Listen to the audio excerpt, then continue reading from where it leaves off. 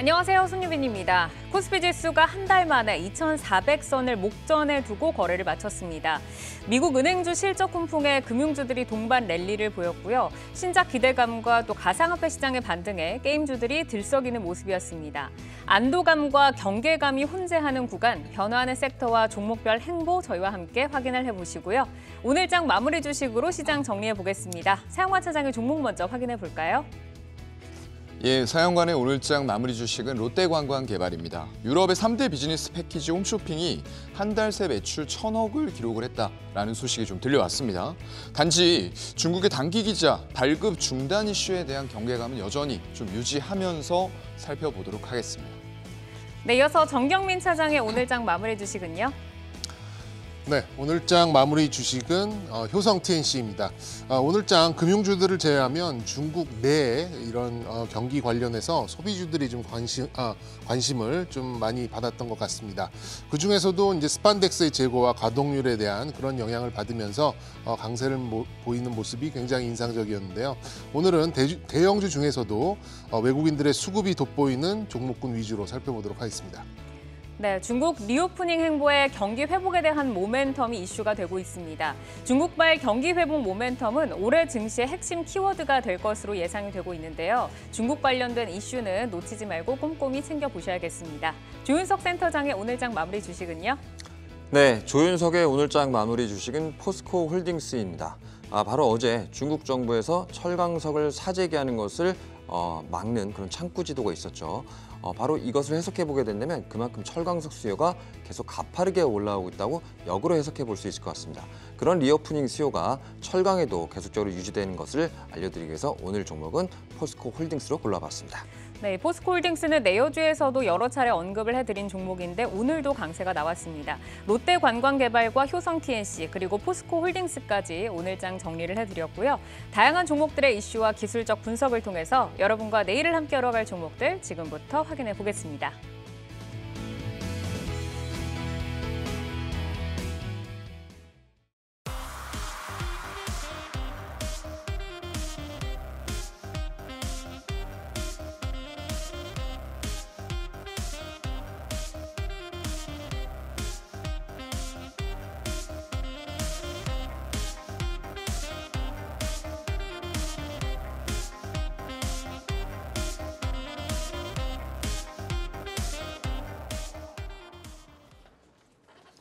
이슈를 통해 성장주와 주도주를 찾아보는 종목인 이슈. 오늘은 아랍에미리트 투자 등 수주 기대감으로 주목받는 원전주, 미국 대형 은행주 실적 훈풍에 동반 랠리를 보인 금융주에 대해서 진단을 들어보겠습니다.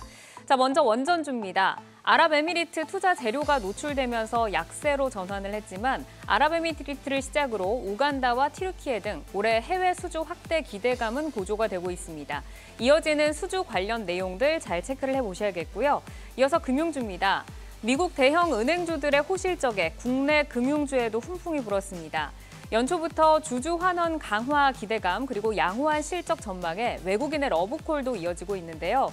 오늘 특히 신한지주와 하나금융지주 양 종목 모두 6% 강세로 올라서면서 대부분 금융지주사들이 동반 상승으로 거래를 마쳤습니다. 자, 원전주부터 좀 질문을 드려보겠습니다. 윤 대통령의 아랍에미리트 국빈 방문에서 원전 사업에 대해 다양한 MOU를 체결을 하면서 기대감이 높아지고 있습니다. 먼저 구체적으로 어떤 내용들이 나왔는지 좀 들어보고요. 또 향후의 기대 효과까지 한번 들어보겠습니다. 정경민 차장께 질문 드려볼까요?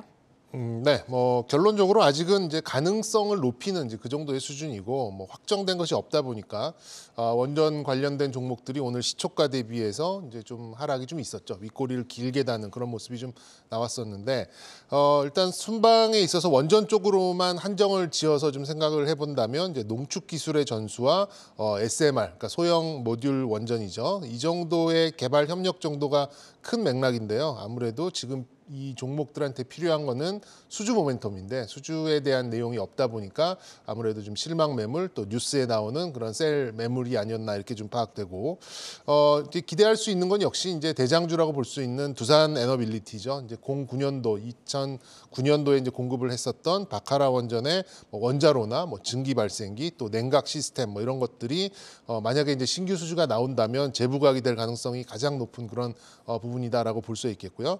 또 원전 원전의 건설을 맡았었던 현대건설이나 뭐 대우건설, 삼성물산 같은 대형 건설사들도 원전 건설에 대한 레퍼런스가 있다 보니까 향후에 수주가 나올 경우에는 굉장히 유리하게 작용할 수 있겠습니다. 일단 뭐 긍정적인 이제 그런 포인트를 좀 살펴보면 향후 아랍에미레이트 UAE를 중심으로 해서 중동과 북아프리카 지역까지 이제 교두보를 삼을 수 있겠다라는 그런 좀 가정은 좀 해볼 수 있고 그 부분이 또 심리를 자극해 줄 수 있는 것들이 좀 핵심이라고 볼 수는 있겠는데 이런 뉴스들 또 이런 지원 정책들이 서서히 주가를 이제 주가 수준을 상승시키는 그런 요인은 될 수는 있겠습니다만 아무래도 임팩트가 조금 떨어지는 그런 이슈였다 보니까 오늘의 좀 윗꼬리를 다는 실망스러운 흐름이 나왔다라고 진단드릴 수 있겠습니다. 네, 오늘은 이제 기대감은 있었지만 어쨌든 주가는 윗꼬리를 달면서 거래를 마쳤습니다. 이제 두산 에너빌리티 말씀을 주셨는데 최근에 그 원전 사업의 핵심인 소형 모듈 원전 SMR의 이제 기술 개발이 포함이 되면서 관심을 끌었죠. 이 글로벌 소형 모듈 원전의 시장 현황은 어떤지 그리고 이번 협력이 글로벌 시장 선점에는 어느 정도나 도움을 좀 줄 수 있을지 조윤석 센터장께 들어볼까요? 네, 우선 SMR 소형 원자로를 말씀드리기 전에 우선 대형 원자로의 특징을 아셔야지 SMR이 왜 향후 부각될 것인가를 알 수 있어서 그거 먼저 잠깐 설명드리도록 하겠습니다. 우선 대형 원전 같은 경우는 전력 크기로 보게 되면 약 1000메가에서 1500메가와트 정도의 한 공장당 전력 생산 캐파를 갖고 있고요. 그에 반대로 소형 약 300메가와트 미만을 바로 SMR 소형 원자로라고 말씀드릴 수 있을 것 같습니다. 바로 원자로와 그리고 소형 원자로의 차이점은 크게 이런 전력 크기에서도 있지만 바로 설계의 차이점이 있습니다.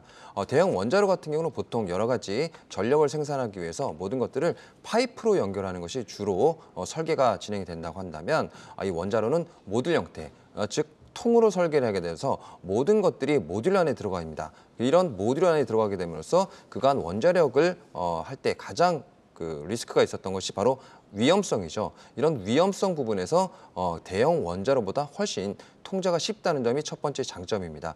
자, 두 번째는 소형 원자로 같은 경우는 출력 시간, 즉 발전 시간을 굉장히 탄력적으로 운영할 수 있습니다.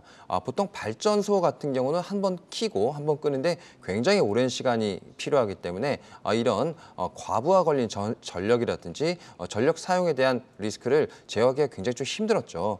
그러다 보니까 이런 소형 원자로 같은 경우는 굉장히 탄력적으로 운영이 가능하기 때문에 기존 원자력이라든지 혹은 대체 그 에너지 쪽에 보조 연료로 충분히 쓸 수 있는 그런 발전 시스템입니다. 그렇기 때문에 앞으로도 이 SMR 같은 경우는 기술 발전이 계속될수록 점차 사용량 그리고 설치량은 늘어날 수밖에 없는 구조라고 먼저 말씀을 드려야 될 것 같습니다. 하지만 지금 SMR 같은 경우는 실제적으로 사용이 되는 것은 거의 없다고 보시면 될 것 같고요.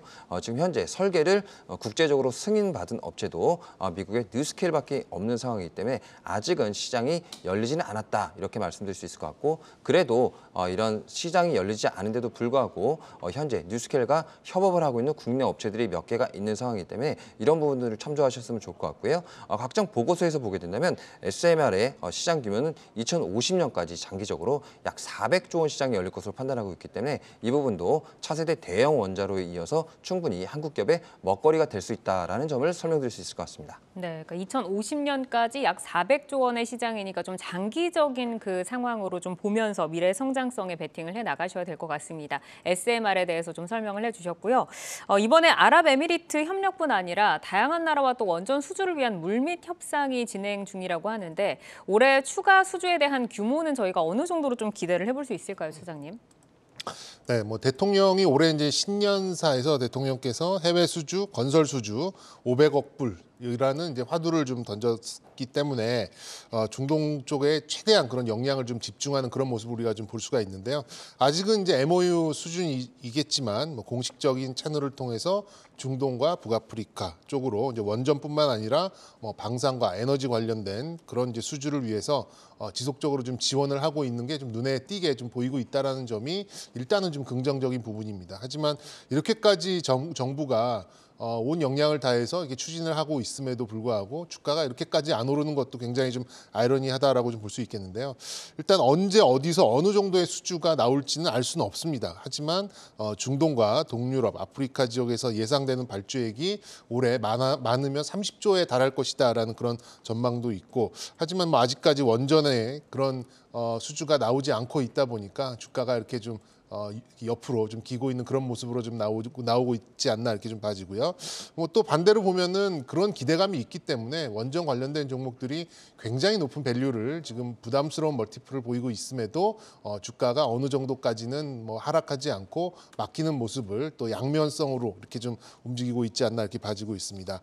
거의 모든 원전 종목들이 제법 큰 폭의 그런 하락, 낙폭을 좀 보였었고요. 많은 관심만큼 많은 매물대가 좀 머물러 있기 때문에 현실적으로 주가 수익률이 굉장히 이렇게 높을 것 같지는 않습니다. 뭐 추가 수주에 뭐 거의 우리나라가 더 독식을 한다라는 가정을 세우지 않으면은 그 많은 그 현실적인 주가 수익률을 돌파하기로는 굉장히 좀 많은 이제 그런 매물대가 좀 소화를 해야 되는 이제 그런 부분이 있는데요. 말씀드린 대로 일단 수주 발악이 산업의 핵심은 수주이기 때문에 일단 실질적인 수주가 나오는 것을 보고 다시 관심을 갖고 다른 또 밸류에이션을 해보는 것도 뭐 저는 나쁘지 않겠다라고 볼 수 있겠고요. 일단은 이번 순방에 대한 기대감과 관심은 일단 일단락이 되는 모습을 보일 가능성이 높다 이렇게 좀 말씀드릴 수 있겠습니다. 그러니까 뭐 MOU를 비롯해서 모멘텀은 계속해서 꾸준하게 나오고 있지만 실제로 수주 계약을 맺고 나서 좀 확인을 해보자라는 좀 말씀이신데, 어쨌든 이제 원전 사업이 좀 확대로 인해서 이제 기업들의 낙수 효과도 좀 지금 기대감이 있습니다. 그러면 이제 실적, 뭐 수주 발악이 산업이라고 말씀을 하셨는데 현재 원전주들의 이익 성장 추이에 대해서 한번 들어보고 또 최선호주는 어디를 좀 보고 계시는지 타핑 또 뭐 센터장님께 한번 먼저 들어볼까요? 네, 우선 이익은 수주 기반이기 때문에 우선 수주가 나와야지 정확하게 판단을 할 수가 있겠죠. 하지만 정부에서 밝힌 수주 목표를 보시고 대략적인 개요를 좀 판단하시면 좋을 것 같습니다. 이번에 정부 목표가 약 10기 정도, 그리고 약 15조 원 이상 정도의 사업 규모라고 보시면 될 것 같은데요. 바로 이게 두산중공업에 적용되는 숫자라고 보시면 될 것 같습니다. 즉 두산 에너빌리티 같은 경우가 약 10기를 모두 정부 목표대로 진행하게 되면 두산에서 생산하고 있는 각종 기자재 그리고 여러 가지 부품들이 약 15조 정도 된다고 말씀드릴 수 있을 것 같고요. 이것들은 수주가 되면 될수록 순차적으로 나올 수가 있는 매출 예상표이다라고 봐주시면 좋을 것 같습니다. 우선 그렇지만 원전은 좀 살펴봐야 될 것이 굉장히 많다고 보시면 될 것 같아요. 특히 원전 같은 경우는 바로 핵 에너지 아니겠습니까? 핵 에너지는 국제적으로도 굉장히 좀 민감한 에너지이고 또한 정치 경제학적으로 상당히 주고받는 것들이 많은 것이라고 봐주시면 될 것 같아요. 그래서 저번에 저희가 폴란드에 적극적으로 수주 구애를 펼쳤지만 결국 미국의 웨스팅하우스가 수주를 했던 것처럼 상당히 정치적 세력과 그리고 그런 알력들이 복합적으로 이루어져야지 수주가 가능한 산업이다라고 첫 번째 특징을 말씀드릴 수 있을 것 같습니다. 하지만 우리가 그간 해왔던 것들이 여러 가지가 있었죠. 다른 나라들은 원전을 다 포기하고 계속적으로 줄여나가는 모습을 보였었는데 국내 같은 경우는 꾸준히 원전을 그래도 가동을 하면서 유지보수라든지 여러 가지 것들을 진행을 했었습니다. 그러다 보니까 전 세계적으로 발전소를 짓는데 시공시설을 짓는 것이죠. 바로 이 시공 분야에서는 국내가 가장 탑 수준이라고 말씀드릴 수 있을 것 같고요. 이런 탑 수준의 기술력은 바로 핵심 기자재에서부터 시작을 한다. 그렇기 때문에 탑픽 같은 경우는 당연히 두산 에너빌리티를 꼽을 수밖에 없는 상황이고요. 이거 같은 경우는 전 세계적으로도 6개국 정도밖에 보유하지 못한 기술입니다. 그렇기 때문에 두산 에너빌리티가 수주를 하게 되면 바로 직접적으로 수혜를 받을 수 있기 때문에 두산 에너빌리티가 가장 최선호주로 꼽을 수 있을 것 같습니다. 그러니까 체크할 부분이 좀 많고 뭐 탑픽으로 좀 보자면 진입 장벽이 높은 기술력을 가지고 있는 두산 에너빌리티를 꼽을 수 있다라고 말씀을 주셨습니다. 자, 그럼 정경민 차장께서는 원전주에 대한 투자 의견은 어떠신지, 그리고 최선호주는 어디 보고 계실까요? 네, 뭐 저는 말씀드린 대로 수주가 나오는 걸 보고 다시 한번 좀 주판을 두드리자 이런 좀 생각을 계속해서 갖고 있고요. 저는 이제 최선호주라기보다는 약간 시각을 돌려서 LS 일렉트릭을 좀 꼽아드리고 싶습니다. 100% 원전 관련된 종목은 아니죠. 그래도 이제 전력 설비 관련 종목이고 원전 건설의 부분적인 참여 종목입니다만 그만큼 이제 다양한 에너지 설비의 범용성이 있는 적용이 가능한 이제 그런 기업이고요. 실적과 수급 모멘텀도 나쁘지 않기 때문에 좀 선정을 해봤고 향후에 이제 우크라이나 재건 사업에도 좀 연관을 지을 수 있을 것 같아요. 그리고 기타 신재생까지 이슈의 연결성과 확장성이 좋기 때문에 100% 원전만 바라보고 수주만 바라보는 이제 그런 좀 투자보다는 그래도 좀 시각을 돌려보시는 게 어떨까라는 차원에서 LS 일렉트릭을 선정을 하게 되었고 일단 뭐 5만 원 정도의 손절만 감안하시면 뭐 접근에는 무리 없을 것 같고요. 장기 보유에도 무리 없는 그런 종목이 되겠다라고 말씀드리겠습니다. 네, 자 이어서 이제 금융 지주사 체크를 해보겠습니다. 미국 대형 은행주들이 양호한 실적을 거두면서 주가가 급등을 했죠. 이 급등하는 훈풍이 국내 금융주에까지 불어왔습니다. 먼저 국내 금융 지주사들의 4분기 실적에 대해서 어떻게 좀 전망을 하시는지 센터장께 먼저 들어볼까요? 네, 우선 요즘 금융사들의 성적이 굉장히 좋습니다. 고질적으로 저평가에 있던 그런 국내 금융사들의 위치였는데요. 작년부터 그런 모습들이 좀 일부 바뀌기도 했습니다. 바로 대외 환경과 대내 환경이 조금씩 바뀌게 되면서 실적 부분을 우선 좀 드러나게 됐었는데요. 3분기 대비해서는 좀 비용이 증가하고 또 희망퇴직 그리고 대손 충당금들이 앞으로 조금 더 쌓이는 모습이 나오고 있기 때문에 4분기에는 약 순이익으로 4대 금융지주 합쳐서 약 2.7조 정도가 예상이 되고 있습니다. 이 부분이 굉장히 많다고 여겨질 수가 있지만 전통적으로 4분기에는 앞서 말씀드렸던 각종 비용들이 들어가고 있기 때문에 시장 컨센서스보다는 상당폭 낮을 수밖에 없다라는 점을 우선 말씀드릴 수 있을 것 같고요. 그럼 왜 이렇게 지금 금융지주사들이나 금융사들이 왜 이렇게 오를 수가 있느냐라는 것들은 우선 가장 기본적으로는 저평가였었죠. 바로 이 저평가들을 해소할 수 있는 무언가가 있었기 때문입니다. 바로 그것들은 배당 확대 기대감에서 비롯된다고 볼 수가 있을 것 같은데요.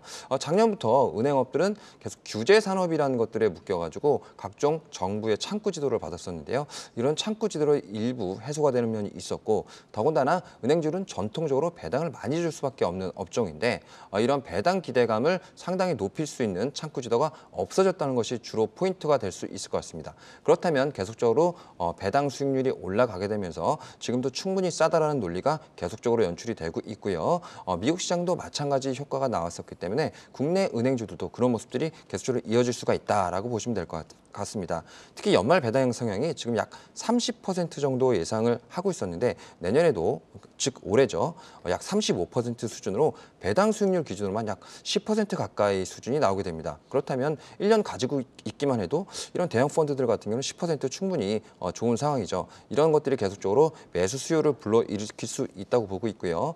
지난 3분기 그리고 4분기까지 NIM이라고 합니다. 즉 순이자 마진 부분이죠. 순이자 마진 같은 경우는 대출금리와 그리고 원가 부분의 스프레드가 어느 정도 벌어지느냐에 따라서 결정이 되는데 이 스프레드가 확대되면 확대될수록 금융사들은 돈을 많이 벌게 되죠.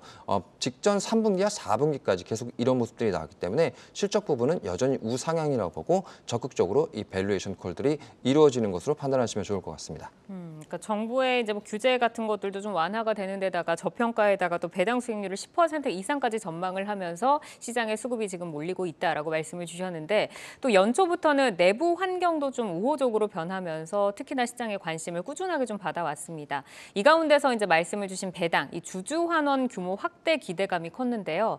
이 주주환원 정책 행보 그리고 주가에 대한 영향을 좀 어떻게 보실까요, 차장님? 네, 뭐 주주환원은 글쎄 뭐 은행이 지금 버는 돈을 감안하면 뭐 10%도 목마르다고 말씀드릴 수 있을 것 같아요. 그러니까 주주환원책에 대한 그런 시각은 아무리 과해도 부족한 느낌이 있는 이제 그런 수준으로 볼 수 있겠는데 결론적으로 이제 최근 이런 금융주들의 강세는 이제 원화의 상대적인 강세 탓에 원화 자산의 이제 덩어리로 인식하는 이제 외인들의 프로그램 매수가 만든 주가라고 좀 생각이 듭니다. 그래서 뭐 향후에 뭐 1,300원대로 다시 환율이 튀어나가지 않는 이상 저는 금융지주 또 주요 금융사들은 주가의 상향 안정화를 보일 것이다라고 좀 가정을 하고 있는데요.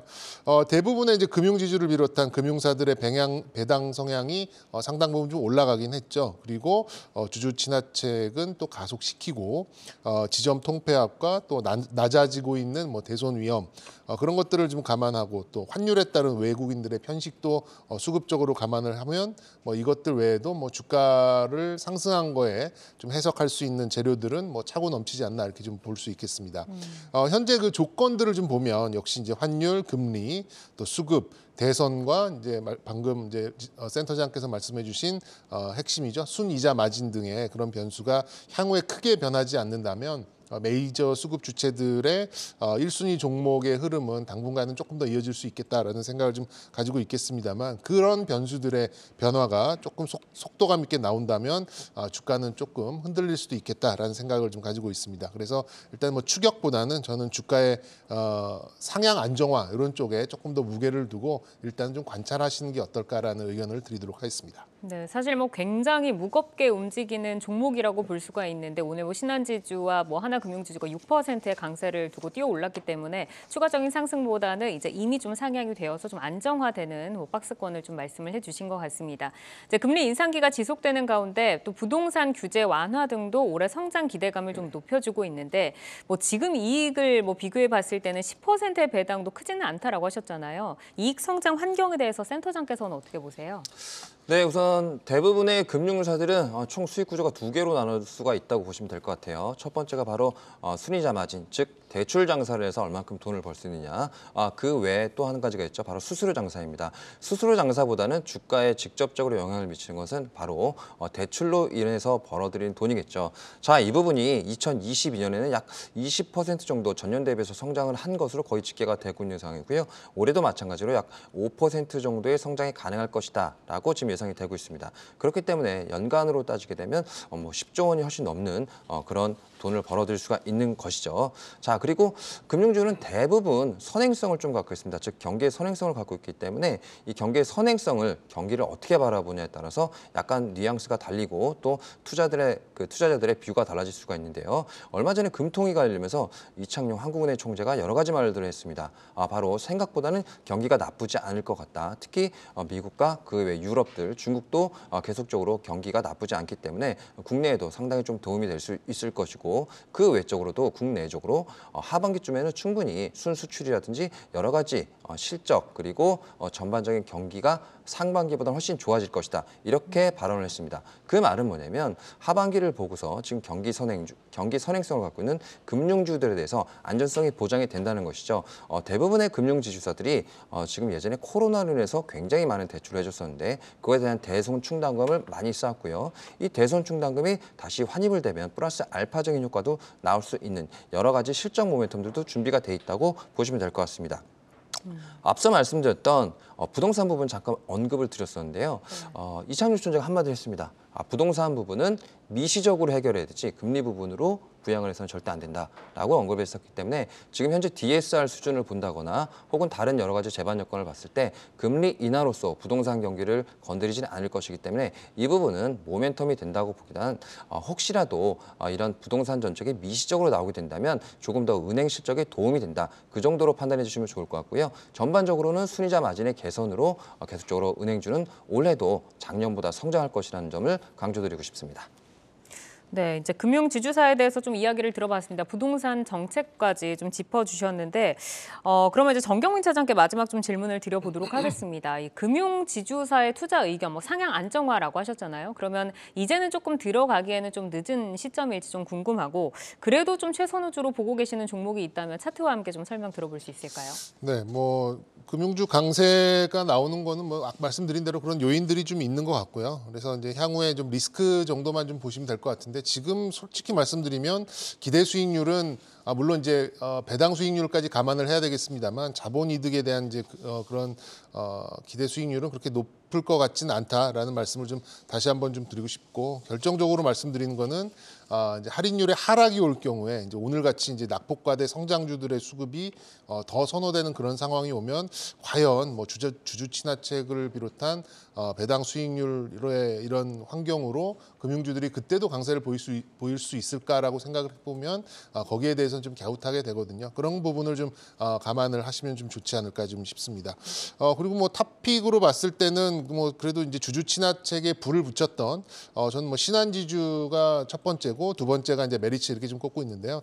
신한지주는 뭐 다른 여러 가지 이제 뭐 요인들을 뭐 이렇게 말씀드리는 것보다는 뭐 주가로 말씀드리면 될 것 같아요. 신한지주는 아까 뭐 잠시 말씀드렸듯이 이제 모든 현재 금융주들의 이슈에 가장 앞장선 이제 그런 모습을 좀 보였고 차트로 보더라도 일단 이 박스권 상단을 너무 빠르게 또 이제 뚫어냈기 때문에 좀 굉장히 좀 부담스러운 그런 위치에 좀 놓여 있습니다. 그래서 곧바로 따라 들어가기까지는 좀 부담스럽다라고 말씀드릴 수 있겠고요. 만약에 좀 들어가신다면 그래도 한 4만 원 초반 정도 기존에 나왔었던 횡보구간의 상단 정도에서 다시 한번 매수 타이밍을 좀 잡아보시는 게 어떨까라는 말씀 좀 드리도록 하겠습니다. 네, 강하게 올라온 에너지가 있기는 하지만 박스권을 너무 강하게 올라왔기 때문에 지금은 조금 부담스러운 자리다라고 짚어주셨습니다. 해외 수출 확대 기대감이 고조되는 원전주 그리고 배당과 외국인 수급 모멘텀에 주목을 받는 금융주 진단을 해봤습니다. 변화하는 업황 추이를 잘 따라가시면서 탄력적으로 대응을 해나가시기를 바랍니다. 여러분은 지금 내 종목을 만나는 즐거움, 종목 맛집 투데이 한경 코리아마켓과 함께하고 계십니다.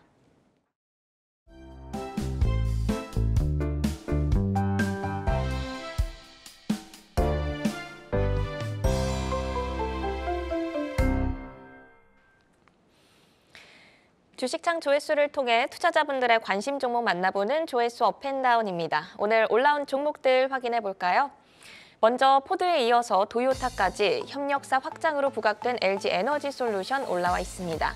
그리고 미국 금융주 랠리에 부각된 신한지주, 또 신작 기대감에 주목받고 있는 위메이드와 카카오게임즈, 그리고 핑거스토리, 미스터블루 등이 올라와 있는데요. 오늘은 위메이드와 카카오게임즈, 그리고 줌인터넷 살펴보겠습니다. 먼저 위메이드부터 보시죠. 홍콩 핀테크와 위믹스 3.0 협업 소식에 신작 기대감까지 더해지면서 오늘 부각을 받았습니다. 오늘 5%의 강세로 마감을 했고요. 이어서 줌인터넷 보시죠. 정부의 인공지능 산업 육성에 관련 수혜주로 주목을 받았습니다. 지난 금요일 상한가에 이어서 오늘도 상승세를 그대로 이어갔는데요. 장중 고가는 14% 정도였는데 마감은 윗꼬리를 좀 달면서 4% 강세로 마감을 지었습니다. 계속해서 카카오게임즈 보겠습니다. 올해 다수의 라인업이 출시될 예정으로 신작 기대감이 모멘텀으로 오늘 작용했습니다. 8% 넘는 강한 강세로 고점 부근에서 마감을 지었네요. 네, 그럼 먼저 위메이드부터 사연관 차장님과 얘기 나눠보겠습니다. 홍콩 핀테크 기업과 위믹스 3.0 관련 협업에 나선다라는 소식에 또 신작 기대감까지 더해지면서 주목을 받고 있는데요. 먼저 위믹스 이슈와 신작 효과 어떻게 전망하시는지부터 듣겠습니다. 네, 일단 위메이드 굉장히 좀 험난한 시절을 거쳐왔습니다. 이제 코인까지 좀 거래소에서 상폐되는 그런 경우들이 발생이 되면서 굉장히 그 당시에는 이제 위험 자산이라던가 이런 쪽들에 굉장히 좀 보수적인 시장이었죠. 근데 최근에 우리가 겪고 있는 일들은 완벽하게 그게 뒤집어지고 있는 상황이에요. 일단 CPI가 3개월 연속 꺾이면서 물가 이제 피크아웃 했네 라고 생각을 하면서 연초부터 들어오고 있는 종목들의 면면을 보면 다 고성장주입니다. 오늘도 마찬가지였죠. AI라던가 이런 것들 실체가 없어 보이고 숫자가 안 나오는데 올라간다는 거예요. 그만큼 머니 무브가 안전자산에서 위험자산으로 일어나고 있다. 시장에 유동성이 없는 게 아니다. 라는 말씀을 제가 많이 드렸었고요. 일단 1월 13일에 나온 내용을 보면 홍콩의 핀테크 전문 기업이에요. 해시키 그룹하고 MOU를 체결을 했습니다. 근데 이 기업이 뭐를 하는 기업이냐라고 하면은 블록체인 디지털 자산 사업을 하고 있고요. 벤처 투자인 커스터디 테크놀로지, 트레이딩 이런 쪽들을 다루고 있는 그런 기업이라고 합니다. 그래서 이게 주요한 디지털 거래소 쪽에서 코인이 상폐가 된 건 맞아요. 그런데 여전히 위믹스 3.0 이런 쪽들을 지지하는 세력들은 남아있다라는 겁니다. 그리고 그런 쪽들에 아직까지 연합이 있다 보니까 결국 지금처럼 다시 위험자산으로 유동성이 들어오는 시기, 이런 시기에는 당연히 이런 쪽들에 대한 기대감이 다시 살아날 수밖에 없는 거죠. 지금 당장은 실적이 안 좋고 숫자가 안 나올지라도 일단은 블록체인으로서 P2E 게임을 우리나라에서 가장 먼저 대중화를 시키면서 주가가 올라갔던 기업들을 전부 다 가지고 있어요. 그만큼 선두권에 있는 업체였기 때문에 다시 이런 블록체인 기반으로 해서 유동성이 시장에 퍼질 때에는 이런 선두적인 역할을 해줄 수 있다라는 부분들이 지금 수급이 들어오는 요인들이 아닐까라고 보고 있습니다. 네, 그동안 외면을 받았던 고성장주가 이제는 자금이 안전자산에서 위험자산으로 조금 이동을 하면서 위메이드도 함께 잘 올라오고 있는데요. 최근 기관과 외국인의 수급도 양호한 상황입니다. 새해 들어서 안정적인 우상향 흐름 유지하고 있는데 그러면 추가 상승 여력 긍정적으로 보실까요? 네, 일단 추가 상승 여력은 있다라고 보여요. 그런데 지금까지 나왔던 이슈들, 좀 부정적인 이슈들이 아직 남아있는 것도 사실입니다. 그래서 상승에 대해서는 수급이 끊어지는 순간에는 여러분들도 일단은 들어가 계신 분이라고 하면은 빼고 나와야 된다. 이 말씀을 좀 드리고 싶고요. 일단 일봉상에서 화면에 좀 보시게 되면은 아마 지지대는 한 번 더 바닥을 잡는다. 만약에 이런 유동성들 들어왔던 것들이 빠진다, 시장이 흔들린다라고 했을 때는 이런 고평가주들을 다시 수급적으로 빼면서 깎아내릴 수가 있다는 얘기예요. 그렇게 됐을 때에는 일단 12월과 1월 초에 갔었던 바닥 부근 3만 원을 지지선으로 잡도록 하고요. 만약 지금 올라간다라고 했을 때에는 글쎄요, 이게 지금 자리가 그렇게 위쪽으로 많이 열려 있지 않은 것 같아요. 이렇게 올라가는 경우에도 이 121선이라는 자리가 좀 강력하게 기다리고 있어요. 그래서 최대 올라간다라고 했을 때에는 한 5만 원 조금 아래쪽에 있는 4만 9천 원 정도 우리가 목표가로 보고, 만약에 그 순간에서도 수급들이 빠지지 않고 계속 붙는다. 그러면 장대양봉으로 121선을 돌파할 가능성도 있는 거겠죠. 그래서 그걸 보면서 좀 대응이 필요할 것 같습니다. 네, 상승 여력은 남아있지만 그래도 수급의 변화를 꼭 체크하란 말씀 주셨고요. 이어서 줌 인터넷 보겠습니다. 정부의 인공지능 산업 육성에 관련 수혜주로 부각이 되고 있습니다. 먼저 줌 인터넷의 주력 사업과 강점부터 들어볼까요? 네, 일단 온라인 광고, 상품 이런 쪽 판매 쪽을 하고 있는 업체고요. 얼마 전에 이제 나왔던 게 그 데이터 센터, 카카오 때문에 좀 회자가 많이 됐었어요. 그런 이슈가 나올 때마다 한 번씩 튀는 종목, 이렇게 좀 인식이 되고 있어요. 그런 부분들이 지금 결국에는 이게 하는 일 보면은 굉장히 좀 존재감은 미미해요. 그런데 줌이라는 브라우저 아시는 분들도 있을 거예요. 거의 쓰는 사람은 없는 걸로 알고 있어요. 근데 그런 것들을 통해서 일단은 뉴스라던가 커뮤니티, 쇼핑, 블로그 이런 쪽에 인터넷 기반 서비스를 제공을 하고 있는 업체고요. 2020년 9월, 조금 오래됐죠. KB증권하고 합작 법인을 하나 세웠습니다. 프로젝트 바닐라라는 곳이었는데 이쪽이 사업이 지속적으로 실패가 되면서 22년 상반기에 이쪽을 청산하는 이런 좀 가슴 아픈 일도 있었고요. 동년 20년 11월에는 모회사 쪽 이스트소프트예요. 이스트소프트에서 하고 있는 자산운용사 지분 91%가량을 가지고 옵니다. 그걸 기반으로 해서 이제 핀테크 사업을 펼쳐 나가고 있는 중인데 매출은 늘어나고 있어요. 잘 늘어나고 있는데 아직 숫자가 그렇게 크지는 않다라는 점들도 여러분들이 직시를 하셔야 될 것 같고요. 그래서 실적을 보게 되면 최근에 2개 분기 연속으로 적자 전환했어요. 그런 상황에서 실적이 악화가 되고 있습니다. 이런 인건비라던가 이런 절감이 되고 있는데도 불구하고 매출의 감소폭이 상대적으로 조금 커지는 듯한 모습들이 나오고 있고요. 그렇다 보니까 이런 자산운용, 투자자문, 투자 일임업 영위하는 자산운용 사업부가 선전을 해주고 있음에도 불구하고 이런 핀테크 쪽에서 조금 더 의미 있는 숫자의 증가가 이루어져야지만 이걸 완벽하게 우리가 핀테크 사업을 하는 회사다. 그리고 데이터 센터 기반으로 해서 향후에 지금 글로벌 지금 시장 조사기관에서 조사한 것을 보면은 국내 데이터 센터 시장 규모를 27년에 8조 원 가량으로 보고 있어요. 그렇다고 하면은 연평균으로 봤을 때 매년 6.7%가량은 성장을 지속을 해나갈 수 있다라고 보고 있는 겁니다. 이건 어쩔 수 없는 현상일 것 같아요. 앞으로도 결국은 처리해야 될 데이터들은 굉장히 많아질 수밖에 없습니다. 그렇게 됐을 때에는 당연히 이런 데이터 센터라던가 서버, 증설은 필수적이다라고 보이는데 그 크기, 성장률 자체는 우리가 생각하는 것만큼 어마어마하지는 않다. 그래서 해외 쪽을 결국에는 봐야 될 텐데 그런 클라우드나 이런 쪽에서는 이미 전 세계적인 강자들이 많이 있어요. 경쟁이 치열해질 수도 있다라는 말씀을 드리는 거고요. 그래서 그런 관점으로 봤을 때는 일단 적자 전환한 실적을 우리가 조금 유의해서 살펴볼 필요가 있다라는 말씀 드리겠습니다. 네, 핀테크 쪽에서의 실적이 아직은 뒷받침되고 있지 못하기 때문에 이 부분 꼭 체크가 필요하다는 말씀이셨고요. 그래도 주가상으로는 조금 흐름은 괜찮습니다. 지난 금요일 상한가에 이어서 오늘 장중 5,000원 선을 돌파를 했는데 마감은 좀 밀리면서 4,890원에 종가를 형성했습니다. 네. 향후 주가 전망은 그러면 어떻게 보실까요? 오늘 윗꼬리가 달리고 음봉 전환까지 했어요. 근데 그런 와중에서 거래량이 죽으면서 갔느냐? 그것도 아니에요. 물론 전일보다는 거래량이 감소하긴 했지만 그래도 평소 대비했을 때 굉장히 많은 거래량이 나왔어요. 그렇다 보니까 우리가 여기에서 조정을 5일선까지 열어놓지 않을 수가 없습니다. 그렇다고 하면은 5일선 4,100원 부근이 위치해 있는 5일선을 우리가 지지선으로 삼아야 될 것 같고요.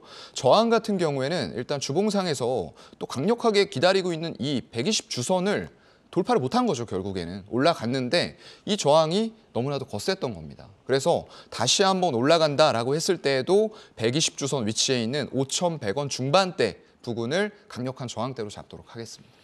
네, 이어서 카카오게임즈 살펴보겠습니다. 다수의 신작 라인업 출시 예정으로 올해 긍정적인 실적 성장이 기대되면서 상승세를 현재 이어가고 있는데요.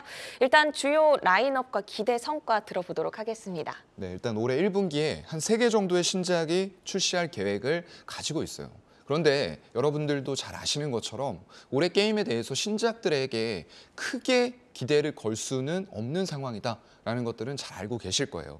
그래서 이미 1월 5일에 출시한 미소녀 수집형 RPG가 있어요. 신작인데 에버소울이라고 합니다. 이게 지금 마지막 업데이트 보니까 매출 순위 4위까지 올라갔다라고 14일 기준으로 뉴스가 나와 있는 것 같아요. 근데 저는 이제 체크를 좀 해보니까요. 지금 현재 기준으로 6위까지는 일단 떨어졌고요. 다만 그럼에도 불구하고 초반에 매출 순위는 양호하다라고 생각은 돼요. 근데 이게 문제가 이제 10위권 밖으로 밀리기 시작하면서 순위가 가파르게 하락을 할 수 있어요. 그렇기 때문에 여러분들이 하루에 한 번만 구글 플레이, 앱스토어 이런 쪽 들어가서 최고 매출 게임으로 놓으시고 이 순위가 어디에 가 있는지 만약에 투자를 하고 싶다라고 하시는 분들은 그거 체크하셔야 될 것 같고요. 그래서 2분기에도 RS라던가 3분기에 가디스 오더, 에버소울 일본 지역의 확장 이런 포트폴리오는 다양한 상황이긴 한데 이런 것들이 정말로 흥행으로 강하게 이루어질지 그리고 캐시카우 역할을 꾸준하게 해줄지 이런 부분들은 좀 체크를 해볼 필요가 있겠다라는 말씀을 드리겠습니다. 네, 오늘 5일선 위로 올라서면서 고점에서 마감을 했습니다. 현 가격대 밸류에이션 어느 정도인지 궁금하고요. 향후 탄력도 어떻게 예상하실까요? 5일선을 지금 위쪽으로 올렸죠. 그러면서 5일하고 121선에 지금 골든 크로스가 나올 수도 있는 목전이에요. 이렇게 강하게 121선, 여기 계속 막혀왔던 지점이잖아요. 이게 쉽게 뚫릴 수가 없는 지점인데 오늘처럼 강하게 장대 양봉으로 돌파가 됐다? 이거 수급 안 봐도 뻔하겠죠. 근데 볼게요. 예. 여기 한번 보겠습니다. 개인이 283억 팔았어요. 그러면서 외국인이 183억, 기관이 113억 샀는데 투신, 사모펀드, 연기금 전부 다 들어왔죠. 사끌이 매수. 이렇게 들어오니까 이 무거운 종목이 유동성의 힘으로 이런 장대 양봉을 121선을 돌파하면서 낸 겁니다. 그래서 일단 기술적으로는 굉장히 좋아 보여요. 근데 아까 말씀드렸던 대로 내용적으로도 계속 꾸준하게 좋아질 수 있느냐, 이걸 바탕으로 해서 수급이 외국인과 기관에 의해서 계속 위험자산 쪽으로 고성장주로 들어올 수가 있느냐, 이제 이게 문제가 될 것 같고요. 일단 121선을 돌파했기 때문에 1차적으로 우리가 봐야 될 것은 지금 화면에서 보이는 거 일봉이거든요. 일봉상에서 매물대 강하게 또 저항으로 작용할 수 있는 5만 원 부근이 1차 저항대가 될 것 같고요. 또 주봉으로 가보면 더 강력한 저항대가 있습니다. 이렇게 120주선 기다리고 있는 5만 8천 원에서 6만 원 부근, 여기가 강한 2차 저항대가 될 것 같고요. 지지선은 우리가 지금 121선이 강하게 돌파된 상황이기 때문에 이게 돌파할 때는 저항이 되는데요. 일단 돌파시켜놓으면 뭐라고 그랬죠? 지지선. 그렇기 때문에 121선이 위치한 4만 5천 원 중반대를 지지선으로 잡도록 하겠습니다. 네, 이렇게 조회수 업앤다운, 오늘은 위메이드와 줌인터넷, 카카오게임즈 점검을 해봤습니다. 상승 모멘텀의 연속성 잘 확인하시면서 매매 시점 잡아 나가셔야겠습니다. 종목 조회하고 궁금증도 풀고 조회수 업앤다운은 주식창을 통해 확인하실 수 있습니다.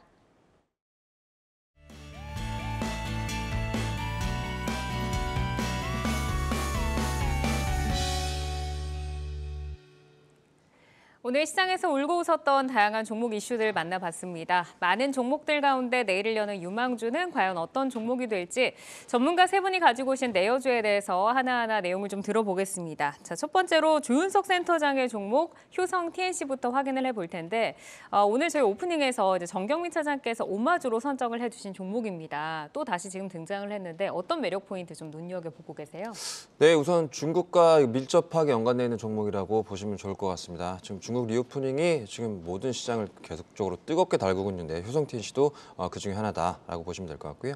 효성 TNC가 그간 굉장히 좀 눌려 있었던 건 바로 효성 TNC의 제품 매출이 무엇이냐 한번 살펴보면 금방 이해가 되실 겁니다. 바로 스판덱스를 주로 생산하는 업체라고 보시면 될 것 같고요. 스판덱스라는 건 바로 의류에 들어가는 원재료죠. 그래서 이런 중국의 셧다운이 나오게 되면서 그쪽으로 가동률이 떨어지면 당연히 이런 제조업 같은 경우 가동률의 하락이 영업 실적의 적자로 이어지게 되죠. 이런 영업 실적의 적자가 계속되다 보니까 주가는 하락 흐름을 지금 계속적으로 만들어냈었고요. 하지만 지금은 조금 달라지는 모습을 보여주고 있습니다. 바로 제조업체는 가동률과 제조 그 제조하고 난 재고를 보셔야 될 것 같은데요. 현재 가동률이 60%에서 약 75%까지 지금 올라온 점, 그리고 재고가 약 5주 수준에서 3주 수준으로 낮아졌다는 점. 바로 이게 뭘까요? 바로 수요가 계속적으로 생기기 때문에 가동률이 올라가고 그간 쌓아놨던 그런 재고들이 소진이 되고 있다고 판단하시면 좋을 것 같습니다. 아직 춘절이 끝나지도 않았는데 이렇게 리스트하킹 수요가 먼저 일어나는 것들을 보게 되면 앞으로도 지난 3분기, 4분기보다 올해 실적이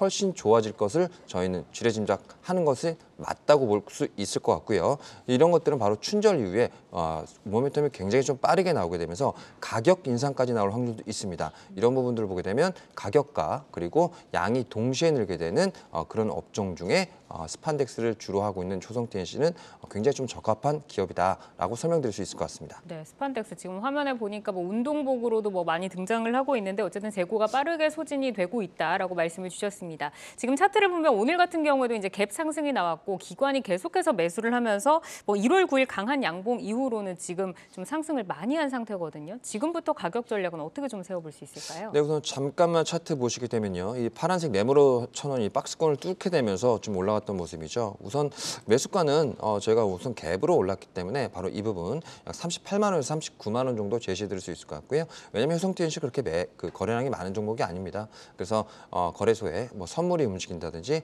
혹은 뉴스에 의해서 크게 움직일 가능성이 있기 때문에 좀 음봉이 났을 때 좀 매수하시는 그런 전략을 좀 취해드리는 것이 맞다라고 보고 있고요. 그 외에 목표가는 그렇게 크게 잡지는 않겠습니다. 아까 전에 말씀드렸던 춘절 이후에 본격적인 모멘텀이 될 수가 있지만 지금 현재 춘절까지는 오지 않은 상황이죠. 그러다 보니까 목표가는 전고점 수준이 될 것 같습니다. 약 45만 원 정도 수준까지 가면 아마 1차 목표가가 될 수 있을 것 같고요. 손절가는 기계적으로 말씀드리게 되면 바로 21선 부분이 바로 이쪽이죠. 그러다 보니까 35만 원 정도를 말씀드릴 수 있을 것 같습니다. 네, 21선을 목표로 조금 더 희망적인 가격 업사이드를 열어주셨습니다. 자, 이어서 정경민 차장의 종목 넵튠을 한번 보도록 하겠는데요.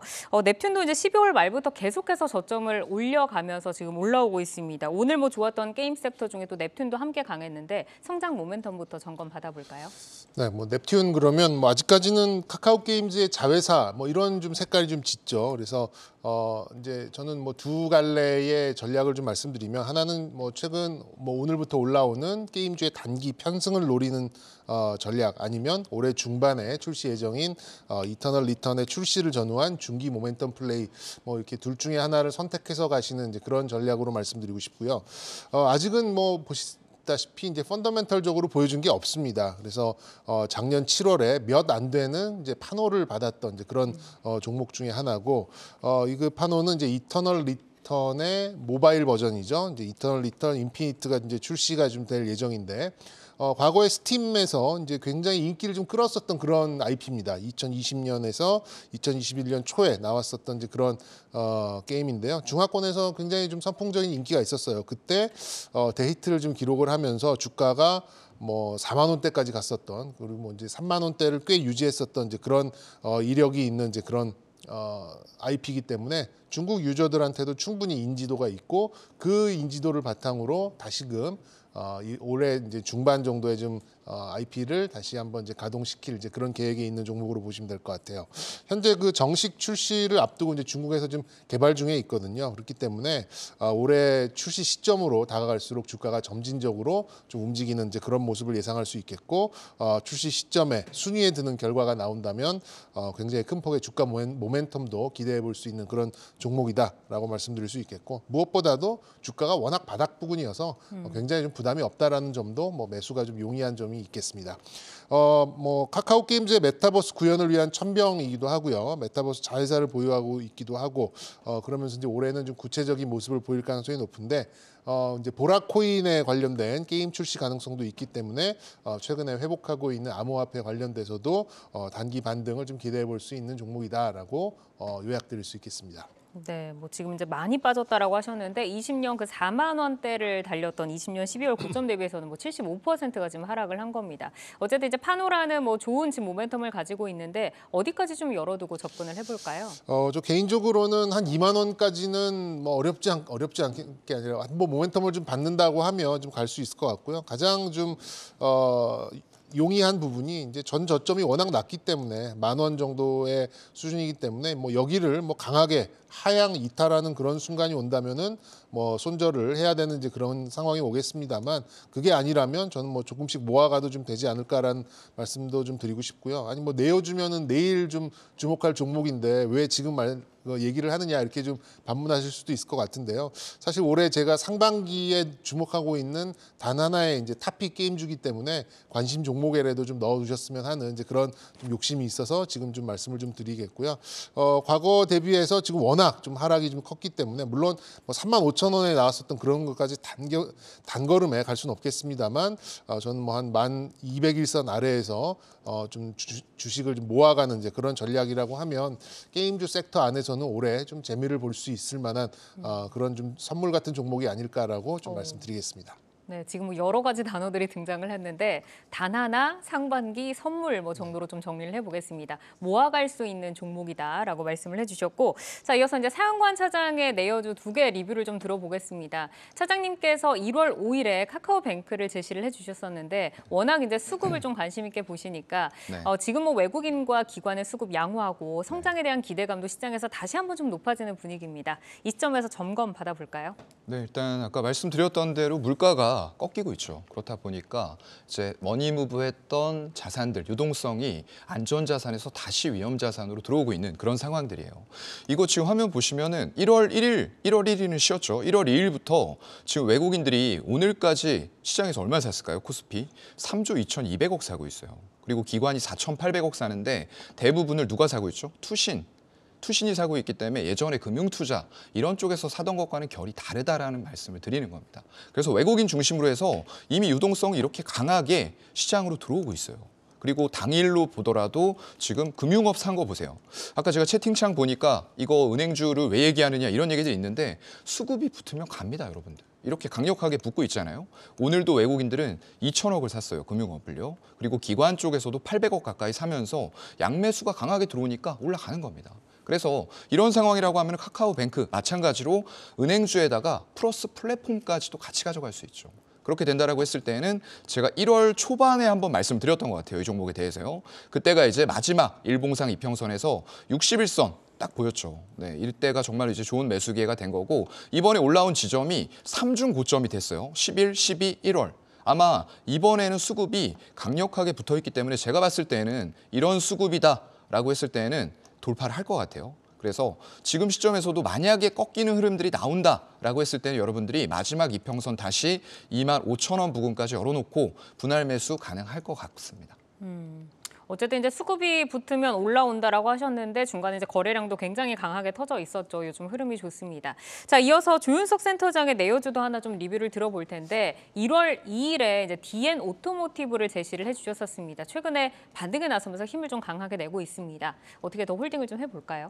네, 우선 결론적으로 홀딩 의견 먼저 드리도록 하겠고요. DN 오토모티브가 상대적으로 지금 많이 오르지 못했습니다. 대형주가 아닌 것도 있었지만 사실 DN 오토모티브의 큰 사업 중에 하나인 자동차 부품 쪽이 지금 센티멘트가 굉장히 좀 안 좋았었죠. 특히 그쪽이 전기차 부분이었기 때문입니다. 하지만 테슬라를 비롯해서 올해 전 세계 전기차의 그 판매량은 여전히 늘어날 것으로 보고 있고요. 얼마 전에 발표된 중국의 전기차 시장은 작년에도 굉장히 컸지만 올해도 약 40% 정도의 성장률을 보일 확률이 높다라는 것들이 나왔었습니다. 더군다나 1월 1일부터 바로 미국에서 IRA가 진행이 되게 되면서 미국 시장도 함께 커나가는 모습을 보일 수밖에 없는 상황이죠. 이런 모습들이 보이게 되면 그간에 DN 오토모티브가 자동차 부분에서 전년 대비 3배 이상 수주한 것들이 그대로 매출로 꽂힐 확률이 높게 됐죠. 그러면 DN 오토모티브는 여전히 이런 악재인 센티멘트를 듣고 나서 이제는 실적으로 평가받을 수 있다라는 개념으로 이제는 계속적으로 홀딩하셔도 좋다라고 말씀드릴 수 있을 것 같습니다. 네, 뭐 미국장에서도 뭐 테슬라를 필두로 지금 뭐 전기차 시장이 조금 눌리다 보니까 아직까지 힘을 내지 못하고 있지만 앞으로의 성장성 유망하다라고 말씀을 주셨습니다. 자, 이어서 정경민 차장님께서 이제 또 제시를 해주셨던 원택도 한번 좀 들어보겠습니다. 원택 잠시 눌리나 싶더니 지금 뭐 외국인 매수세도 좋고요, 연속 상승하면서 탄력이 좀 강화되는 것 같습니다. 어떻게 보실까요?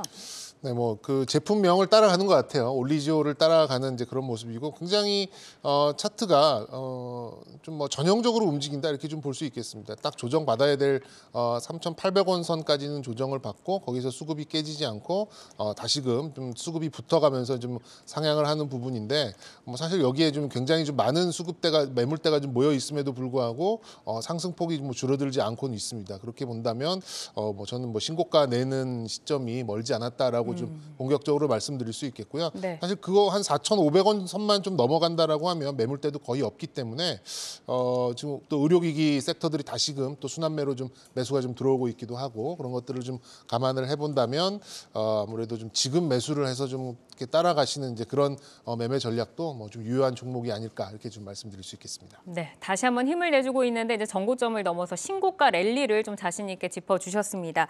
자, 이어서 또 사연관 차장께 한 종목 더 들어볼 텐데 파라다이스 짧게 좀 점검을 받아보겠습니다.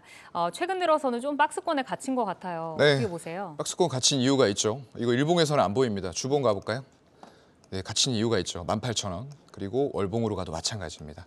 여기 2만 원대가 워낙에 강력한 매물대이기 때문에 아마 중국 쪽이 완벽하게 열리기 전까지는 여기는 돌파가 되기는 힘들 거예요. 그만큼 강력한 수급이 들어오려면 일본의 무비자 입국으로 인한 홀드율, 드랍률 다 올라간 상황에서 지금 드랍률이 좀 꺾인 그런 상황이에요. 그렇다 보니까 이걸 중국의 VIP, VVIP가 채워줘야 되는데 일단은 코로나 때문에 좀 막혀 있습니다. 그래서 여러분들은 일단 만약에 조금 중기로 보고 싶다라고 하시는 분들은 한 121선 정도죠. 16,000원까지 열어놓고 분할 매수는 가능할 것 같고요. 그리고 중국이 풀리는 시점에서 18,000원, 2만 원의 단계별 돌파를 확인하시면 좋을 것 같습니다. 네, 지금 뭐 돌파를 위해서 힘을 조금 비축하고 있는 구간입니다. 모아가는 전략을 제시를 해주셨으니까 한번 공부를 해보시기를 바라겠습니다. 자, 오늘은 효성 TNC와 넵튠 만나봤고요. 여러 내여주 리뷰를 또 들어봤습니다. 방송이 끝난 뒤에 유튜브에 내여주 검색하시면 다시 보실 수 있으니까 한번 돌려보시면서 종목에 대한 공부를 또 해보시길 바라겠습니다. 오늘은 조윤석 SK증권 서초센터 PB센터장, 정경민 IBK투자증권 판교 WM센터 차장, 사연관 교보증권 여의도영업부 차장과 함께했습니다. 세 분 좋은 말씀 고맙습니다. 네, 종목을 만나는 즐거움 종목 맛집 투데이 한경 코리아 마켓 저희가 준비한 소식은 여기까지입니다. 저희는 내일 다시 찾아오겠습니다. 시청해주신 여러분 고맙습니다.